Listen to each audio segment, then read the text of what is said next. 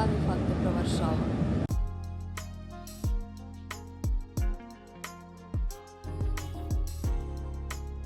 Перш за все, давайте поговоримо про герб Варшави. На ньому зображена русалка, і згідно з легендою, саме вона направила Болеслава II, який, до речі, був внуком київського князя Володимира І, до маленького містечка і наказала йому заснувати місто, яке пізніше і назвали Варшавою.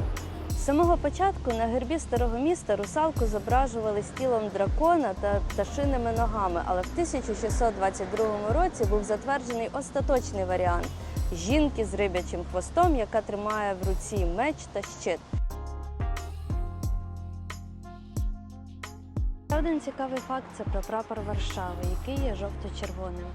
Прапор почав використовуватись як символ столиці в 1938 році, але без будь-якого офіційного статусу. І лише в 1991-му він став офіційним прапором столиці. Значення кольорів прапору червоний є одним з офіційних кольорів Польщі, в той час як золотий, він же жовтий, використовується як символ королівської пишності. Ну що, а тепер можна і саму Варшаву піти подивитися. Пішли.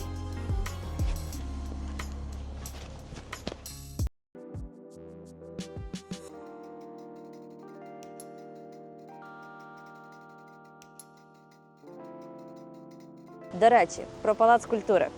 Пішли, Надаша, розкажу. Будівництво Палацу культури та науки розпочалося в 1952 році та був подарунком Радянського Союзу для Польщі. На момент завершення будівництва в 1955 році будівля стала другою за висотою будівлею в Європі. Після побудови палацу в 50-х роках дітки почали писати листи до палацу з проханням про подарунки, оскільки вони були впевнені, що на найвищій з польських будівель живе Миколай.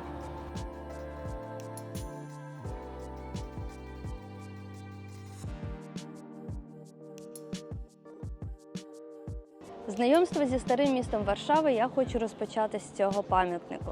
Позаду мене знаходиться пам'ятник Яну Захватовичу, якому Варшава завдячує відбудовою всього старого міста. Справа в тім, що після Другої світової старе місто було повністю зруйноване. І хоча більшість людей наполягала на тому, щоб все залишити як було, оскільки це було гарною пам'яткою про ті трагічні події, які відбулись, Ян Захватович був переконаний в тому, що старе місто потрібно відбудувати з усією історичною точністю, як це було до Другої світової. І він це зробив. І саме йому ми сьогодні завдячуємо всіма цими красивими вуличками, якими ми можемо прогулятись.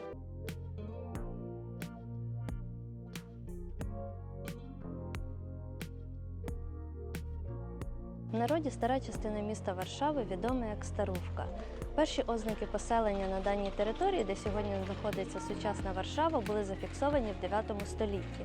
Хоча сама Варшава стала столицею лише в 16 столітті, після того, як Сигизмунд III переніс столицю з Кракова до Варшави.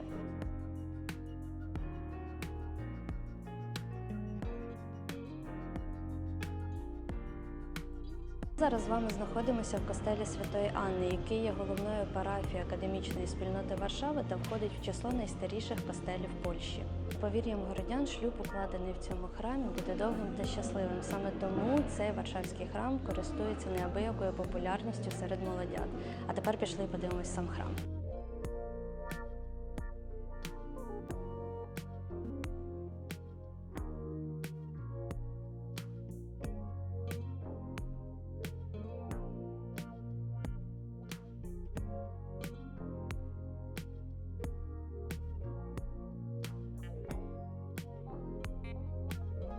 Це дуже випадкова знахідка, яка знаходиться в старому місті. Я про неї не знала. Це у нас колокол бажань.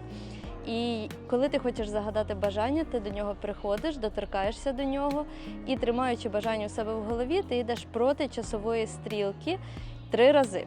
І після цього твоє бажання виконається. Я вам потім розкажу, чи виконалось моє.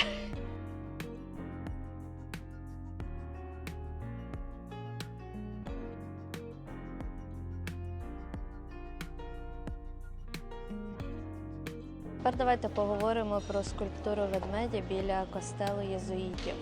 Ось ця скульптура – це, згідно з легендою, зачарований принц. який чекає на своє кохання, яка перетворить його назад на людину.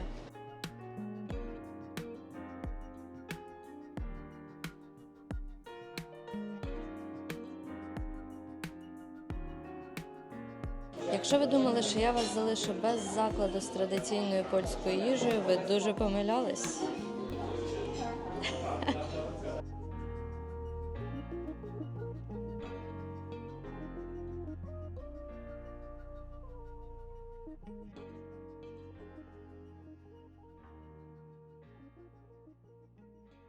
Пішли, я вам ще одне цікаве місце покажу. Пішли.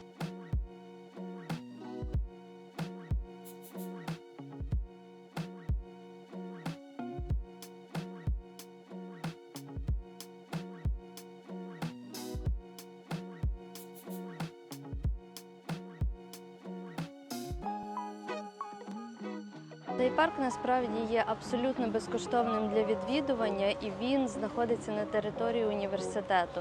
Я, на жаль, прийшла трошечки зарано, але я би дуже рекомендувала прийти сюди зустріти захід сонця. Я думаю, було би дуже красиво.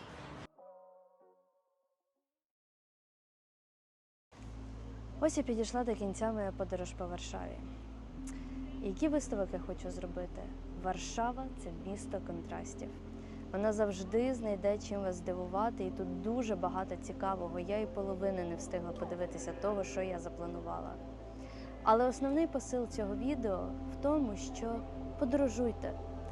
Світ завжди з відкритим серцем чекає на вас. Відкрийте і ви своє серце назустріч до світу. І подорожуйте, любіть, смійтесь, насолоджуйтесь, захоплюйтесь життям наповну. Підіть на зустріч до світу, він завжди вас чекає. Ну а я буду чекати вас в наступному відео. Всіх поцьомала і обійняла. Пока!